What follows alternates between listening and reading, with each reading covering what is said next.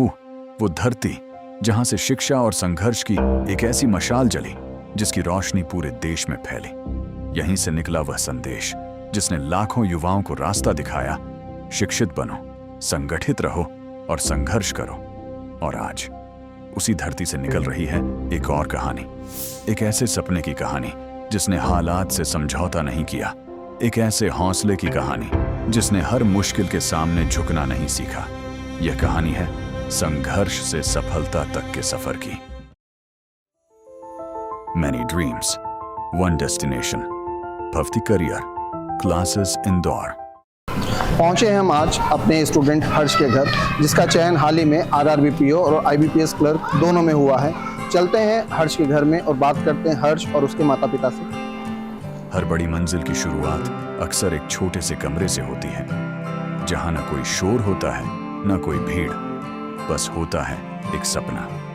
किताबों के इन पन्नों के बीच हर्ष सिर्फ पढ़ नहीं रहा था, वह अपने भविष्य को धीरे धीरे लिख रहा था, कभी लाइब्रेरी की खामोशी में तो कभी अपने घर के उस छोटे से कोने में, जहां हर पन्ना पलटते हुए एक ही ख्याल साथ चलता था, मंजिल दूर जरूर है लेकिन नामुमकिन नहीं।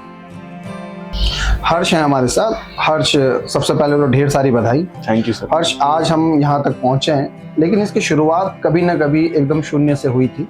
आपकी शुरुआत कैसी थी? मेरा बचपन से ही गोल था कि मुझे बैंकिंग करना है, तो 9-10 के बाद मेरा डिसाइड था कि मुझे पक्का बैंकिंग करना है। तो मैंने 11-12 में कॉमर्स चूज़ करा।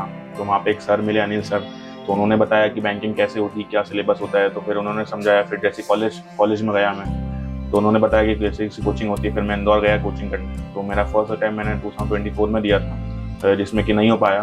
तो सेकेंड अटैम्प्ट में मैंने करा, तो फिर हो गया सेकेंड अटैम्प्ट में फाइनल सिलेक्शन मेरा हो गया। हर्ष, जब आप तैयारी कर रहे थे तो बहुत सारे बच्चे ऐसे होते हैं जो बहुत अच्छे घरों से आते हैं, लेकिन आपके घर की आर्थिक स्थिति इतनी अच्छी थी नहीं, तो आपने इन परिस्थितियों से कैसे लड़ाई लड़ी? First of all financial instability ही मेरे लिए एक बड़ा मोटिवेशन था। मेरे पिताजी जैसे कि सुबह जल्दी उठ के जाते थे काम पर, मेरी माताजी भी सुबह जल्दी उठ के जाती थी, तो उनको देखकर ही मुझे मोटिवेशन मिलता था। उनको देखकर ही मैं बिल्कुल प्रोत्साहित हो जाता था कि मुझे भी करना है कुछ इनके जैसा, कि ये मेरे लिए कर सकता हूँ, मैं भी इनके लिए कर सकता हूँ। तो इसलिए फिर मैंने ये करा और आज मैं बन गया हूँ RRBPO। हर्ष, IBPS PO का जिस दिन रिजल्ट आया उस दिन आपका नाम लिस्ट में नहीं था। आपके साथी लड़के और जो थे, जैसे ब्रजेंद्र हो गया, अविरल हो गया, हम सबका मानना था कि हर्ष का इस लिस्ट में नाम होना चाहिए। ये हमारी फीलिंग थी, आपको कैसा लगा? सर, मुझे सबसे पहले तो बहुत बुरा लगा था कि मेरा नहीं हो पाया। मैं जैसे जिस घर से आता हूँ, मुझे था उम्मीद थी, मेरे पेरेंट्स को भी उम्मीद थी कि मेरा हो जाएगा, लेकिन नहीं हो पाया। तो एक आध दो दिन शुरू में थोड़ा बुरा लगा, लेकिन मुझे RRBPO से थोड़ा सा लगाव था, थोड़ी सी जॉब भी अच्छी लग रही थी वहाँ की, तो मुझे लगा वहाँ पे हो जाएगा। तो मैं यहाँ पे इसका दुख छोड़ के वहाँ पे लग गया पढ़ाई में, और finally I got selected in RRBPO। Harsh, preparation के दौरान कई बार ऐसा होता है कि लगता है कि छोड़ देना चाहिए, नहीं हो पा रहा है। फिर एक बार आपके साथ ये जब IBPS PO वाला सिचुएशन बनी कि नहीं सेलेक्ट हुआ, आपने कभी ऐसा फील करा कि नहीं, प्रिपरेशन छोड़ देनी चाहिए, चलो कुछ और कर लेते हैं? नो सर, मुझे कभी ऐसा नहीं लगा, क्योंकि मेरे पास कोई ऑप्शन नहीं था। मेरे पेरेंट्स नहीं दे सकते थे मुझे पैसा बिजनेस के लिए, और कुछ मुझे इंटरेस्ट भी नहीं था किसी और में बैंकिंग के अलावा। तो शुरू से बैंकिंग का ही सोचा था। फर्स्ट अटैम्प्ट में नहीं हुआ, सेकेंड अटैम्प्ट में हो गया। अगर सेकेंड अटैम्प्ट में भी नहीं होता तो भी मैं आगे अटैम्प्ट देता, और मुझे लगता था कि मेरा हो जाएगा, तो फिर फाइनली हो भी गया। हर सफलता की कहानी में एक चेहरा ऐसा भी होता है जो अक्सर कैमरे के सामने नहीं आता। पिता, वो पिता जो अपनी थकान छिपाकर हर दिन एक नई सुबह के साथ फिर से खड़े हो जाते हैं। यह वर्दी सिर्फ एक नौकरी की पहचान नहीं है, यह उस जिम्मेदारी की निशानी है जिसे एक पिता अपने परिवार के लिए निभाता है। हमारे साथ हैं हर्ष के पिता रविंद्र राव जी। आपको कभी ऐसा लगा था कि हर्ष आगे चलकर एक बैंक अधिकारी के रूप में चयनित होगा? नहीं, मुझे शुरू से ऐसा लग रहा था कि ये कुछ ना कुछ तो अपने लिए करेगा ही करेगा, और गवर्नमेंट जॉब के लिए तो शुरू से प्रिपेयर था, क्योंकि मैं मेहनती था शुरू से, स्कूल से ही, और आगे जाके इनने अपना जो करा है वो उसके लिए मुझे बहुत खुशी है। बड़ी उम्मीदें थी, हम सभी को उम्मीद थी, आपको भी उम्मीद रही होगी, पर किसी वजह से हर्ष अंतिम रूप से चयनित नहीं हो पाए। तब आपके क्या रिएक्शन? सर, बुरा तो लगा, क्योंकि बच्चे ने मेहनत करी थी, लेकिन नहीं हो पाया। तो फिर उसके लिए मैंने उसको बहुत समझाया इस चीज़ के लिए, कोई बात नहीं, ये साल नहीं, अगले साल और कर सकते हैं अपनी मेहनत, कोई दिक्कत नहीं है। और अभी तो बहुत सारे तेरे रिजल्ट बाकी हैं, हो सकता है उसमें सिलेक्शन हो जाए तो इज़ अ बेटर। अपने जीवन में लोग अलग अलग तरीके से संपत्ति कमाते हैं, आपकी संपत्ति मुझे लगता है हर्ष ही है। आपको अब कैसा महसूस हो रहा है? बच्चों के पैदा होते से ही माँ बाप के जो सपने रहते हैं वो बहुत ऊंचे रहते हैं, और मेरे इस सपने को मेरे बेटे ने जो आगे बढ़ाया है और उसको एक ऊंचाई तक पहुंचाया है, इसके लिए मैं बहुत खुश हूँ और आगे जाके उसके लिए और कोशिश करूँगा कि वो और तरक्की करे और आगे बढ़े। किसी भी सफलता की कहानी में अक्सर एक नाम चुपचाप छिपा रह जाता है, माँ। वो माँ जो खुद थक जाती है लेकिन अपने बच्चे के सपनों को कभी थकने नहीं देती। हमारे साथ हैं हर्ष की माता जी, समा शास्त्री जी। बचपन से आपने हर्ष को बड़ा करा, बड़े होते देखा। अब ये भी परीक्षा के दौरान रात को पढ़ता था, तब आपको कैसा लगता था? मुझे बहुत अच्छा लगता था उसको देख के, रात रात भर पढ़ रहा है। उसके लिए मैं चाय बनाती थी कि पढ़ रहा है बेटा मेरा। फिर मैं भी सुबह जल्दी उठ के उसके लिए टिफिन बनाना, जो भी रहता था खाना, रूखी सूखी जो भी, मैं उसको टिफिन में बना के देती थी। फिर वो जाता, फिर वो कभी कभी तो ऐसा होता था कि हम लोग मिल ही नहीं पाते थे, क्योंकि वो देर तक पढ़ता था। मैं सुबह जल्दी उठती थी, टिफिन बनाती थी और चली जाती थी। 8-8 दिन हो जाता था, हमारी दो की बात ही नहीं हो पाती थी, क्योंकि मुझे सुबह जल्दी जाना रहता था इसके कारण।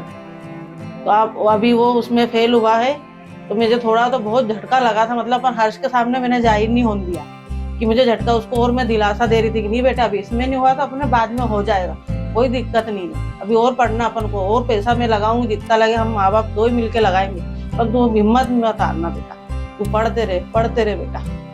मैंने उसके लिए बहुत वो करा, संघर्ष करा वो, क्योंकि पढ़ने वाला बेटा मेरा बहुत अच्छा है वो।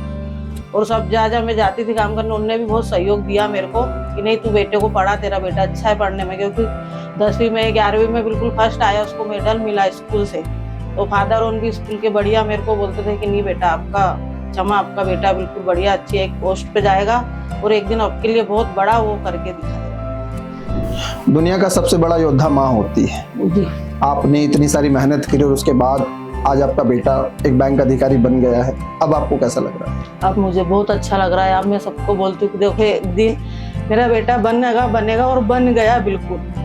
और मैंने सबको मिठाइयाँ खिलाई, सब करा, बहुत खुश हूँ। भगवान को बहुत धन्यवाद दी। मैं रोज 1 लोटा जल चढ़ाती थी उनको, और रोज जाके मंदिर में बोलती थी कि बस मेरे बेटे की नौकरी, भगवान मेरे को तो नहीं पता कौन सी पोस्ट पे, क्या मैं पढ़ी लिखी नहीं हूँ, क्योंकि बस मैं जा के प्रार्थना करती थी कि बस एक दिन अच्छा ऑफिसर बन जाए, बड़ा ऑफिसर बन जाए।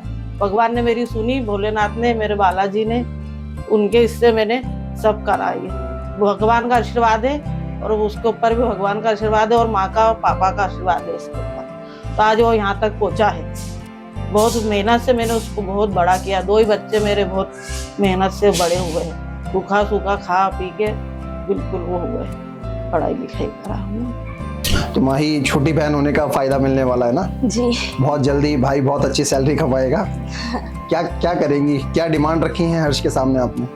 एक्चुअली मुझे फैशन डिजाइनिंग करनी है आगे, तो मुझे एक अच्छा सा फ़ोन चाहिए। तो मैंने उससे बोला है मुझे फ़ोन चाहिए, और जब वो इंटरव्यूज देने जाता था तो मैं प्रेस करती थी उसके कपड़े, तो मैंने उसी टाइम डिमांड कर दी थी कि मैं प्रेस कर रही हूँ, मुझे फ़ोन चाहिए। अच्छा, सपने देखना आसान होता है, लेकिन उन सपनों की जिम्मेदारी उठाना हर किसी के बस की बात नहीं होती। हर्ष ने भी एक सपना देखा था, अधिकारी बनने का, लेकिन उस सपने के साथ उसे अपने घर की जिम्मेदारियों का भी एहसास था। इसलिए किताबों के साथ साथ उसने एक और रास्ता चुना, मेहनत का।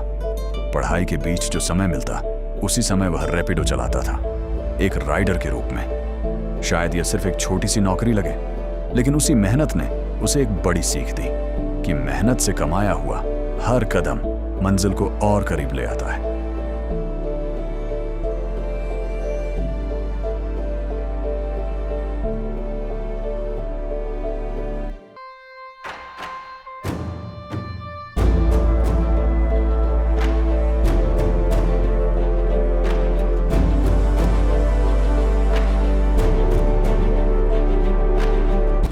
हालात बदलना मुश्किल हो सकता है, लेकिन आदत बदलना आपके हाथ में होता है। So be motivated, be patient, success जरूर मिलेगी। रिस्पेक्ट योर पेरेंट्स, और all the best for you.